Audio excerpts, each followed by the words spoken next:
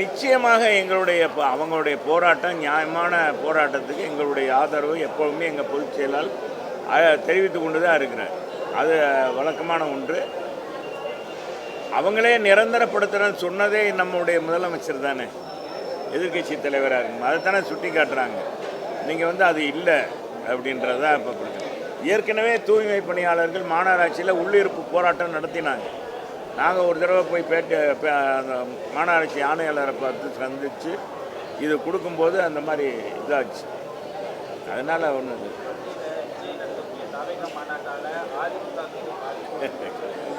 யாருனாலையும் இதனாலையும் அதிமுகவுக்கு எந்த கட்சி தொடங்கினாலும் சரி, எந்த பெரிய நடிகர் தொடங்கினாலும் அதிமுகவுக்கு எந்த விதமான பாதிப்பு இல்லை. நடிகர் சிவாஜி கணேசன் கட்சி தொடங்கினார், பாதிப்பு ஏற்படுத்தா. பாக்கியராஜ் கட்சி தொடங்கினார், பாதிப்பு வச்சா. டிஆர் ராஜேந்தர் கட்சி தொடங்கினார், பாதிப்பு வச்சா. விஷால் கூட கட்சி தொடங்குறேன்னாரு.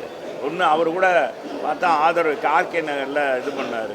ஆக அவர் எத்தனை நடிகர்கள் கட்சியை தொடங்கினாலும், சரத்குமார் கட்சி தொடங்கினார், அதிமுக பாதிப்பு இல்லை. AIADMK Kamal Haasan battery torch light, TV உடைப்பு புகழ்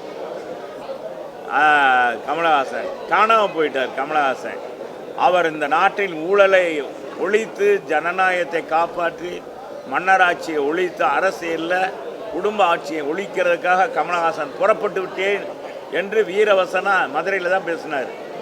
இப்போ போய் நம்ம துணை முதலமைச்சராக காலை தொட்டு வணங்கிட்டு இருக்காரு.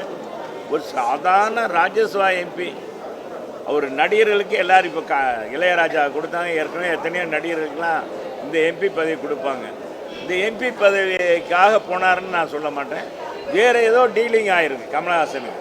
அதனால் தன்னை நம்பி வந்த எத்தனையோ ஆயிரக்கணக்கான தொண்டர்கள், ஆயிரக்கணக்கான சில பேர் நடுநிலையார அரசியல் கூட கமலஹாசன் ஒரு சிறந்த நடிகர், அரசியலையும் சிறப்பாக பணியாற்றுவார்னு சொல்லி அவர் பின்னால் போயிட்டாங்க.